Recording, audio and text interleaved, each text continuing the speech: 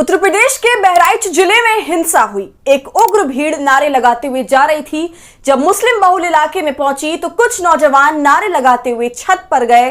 वहां हरा झंडा फहरा रहा था, उसको उतारा, भगवा लहराया, नारेबाजी हुई, गोली चली। वो नौजवान जो झंडा फहरा रहा था उसकी मौत हुई। और ना सिर्फ वो नौजवान बल्कि उसकी चपेट में और भी नौजवान आए और उनका एनकाउंटर हुआ। और उसके बाद ना जाने कितने गांव में आगजनी हो गई। बहुत बड़ी संख्या में मुस्लिम घरों में तोड़फोड़ हुई, आग लगा दी गई।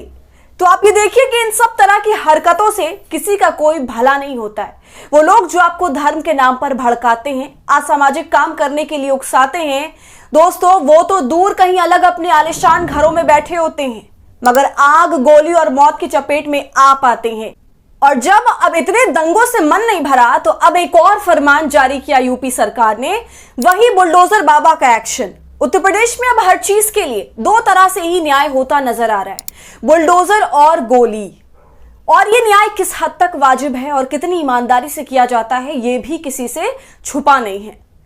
तो जी हाँ, अब बहराइच में भी मुसलमान घरों पर स्याही से क्रॉस का निशान लगा दिया गया है, जबकि सुप्रीम कोर्ट इस पर साफ कह चुका है कि बुलडोजर इस देश की सभी समस्याओं का हल नहीं है।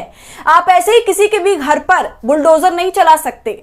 मगर यूपी के वो अफसर ही क्या जो सुप्रीम कोर्ट के आदेश को मान ले। तो बहराइच में अब ये साफ साफ कह दिया है कि घरों को तोड़ा जाएगा, मगर एक बार फिर अब इस एक्शन पर कोर्ट द्वारा रोक लगा दी है। तो आगे क्या कुछ कहा इलाहाबाद हाई कोर्ट ने, बताएंगे आपको इस वीडियो में, तो वीडियो को अंत तक जरूर देखिए।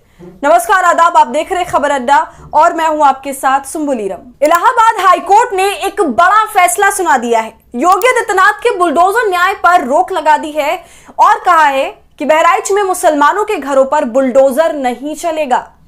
दरअसल 23 आरोपियों के घरों को तोड़ने का योगी आदित्यनाथ ने आदेश दिया था, मगर इस पर इलाहाबाद हाईकोर्ट ने उनके इस आदेश को फटकारते हुए इनकार कर दिया। तो बहराइच में पीडब्ल्यूडी द्वारा 23 मकानों, दुकानों पर नोटिस चिपका दिए गए हैं और नोटिस लगा करके कहा गया है कि 72 घंटों के अंदर अपने घरों और मकानों को खाली कर दीजिए।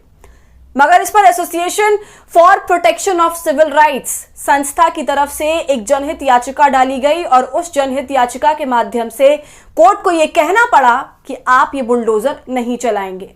कोर्ट ने बहराइच हिंसा को लेकर के जो बुलडोजर चलाने के आदेश दिए थे, अब उन पर रोक लगा दी है। दरअसल इस पूरे मामले पर 2 जजों की बेंच बैठी थी, जिस पर हाईकोर्ट ने सुनवाई करते हुए 15 दिन का समय दिया है। कोर्ट ने अपनी टिप्पणी में कहा कि हमारे पास ये विश्वास करने का कोई कारण नहीं है कि राज्य सरकार ध्वस्तीकरण के संबंध में सुप्रीम कोर्ट के आदेश का पालन नहीं करेगी। मामले में अगली सुनवाई 23 अक्टूबर को होगी। पीडब्ल्यूडी विभाग की ओर से शनिवार को बहराइच हिंसा के मुख्य आरोपी अब्दुल हमीद सहित 23 लोगों के घर और दुकानों पर नोटिस लगाए गए थे। दोस्तों, 20 मुसलमानों के घरों पर और 3 हिंदुओं के दुकानों पर नोटिस चिपका दिए गए थे। नोटिस में कहा गया कि ये घर सरकारी जमीन पर अवैध रूप से बनाए गए हैं। यूपी सरकार में भाई एक अलग ही तरह का गुंडा राज चल रहा है। सुप्रीम कोर्ट, जो कि देश की सर्वोच्च न्यायालय है, उसने ये आदेश दिया था कि आप किसी भी आरोपी के खिलाफ अगर आरोप सिद्ध भी हो जाए तो भी आप बुलडोजर नहीं चला सकते हैं।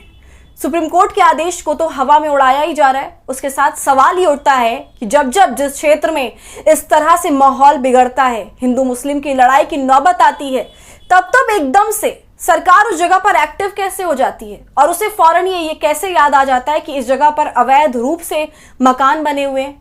क्योंकि एक तरह से देखा जाए तो पूरे देश में इस तरह से मकान बने हुए हैं, मगर संयोग कहिए या प्रयोग, सरकार को ठीक वही जगह दिखती है जहां पर ताजा ताजा मामला घटित हुआ होता है। तो यहां पर ये योगी आदित्यनाथ और उनकी सरकार की नियत पर साफ सवाल उठता है कि वो वाकई में न्याय देना चाहती है या फिर खुद को हिंदुओं का रखवाला और अपने एक वोट बैंक को खुश करना चाहती है।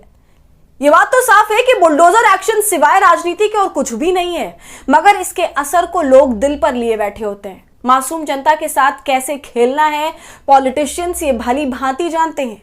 इनके खुद के बच्चे तो विदेशों में ऐश कर रहे हैं, वहां पर रहकर पढ़ रहे हैं, ऐसे पॉलिटिशियंस की लाइन लगी हुई है। मगर देखिए, अपनी आग सुलगाने के लिए ये देश के बच्चों का, नौजवानों का इस्तेमाल करते हैं, और वो भी हैं जो खुशी खुशी इस्तेमाल भी हो रहे हैं और आसानी से भड़क भी जाते हैं।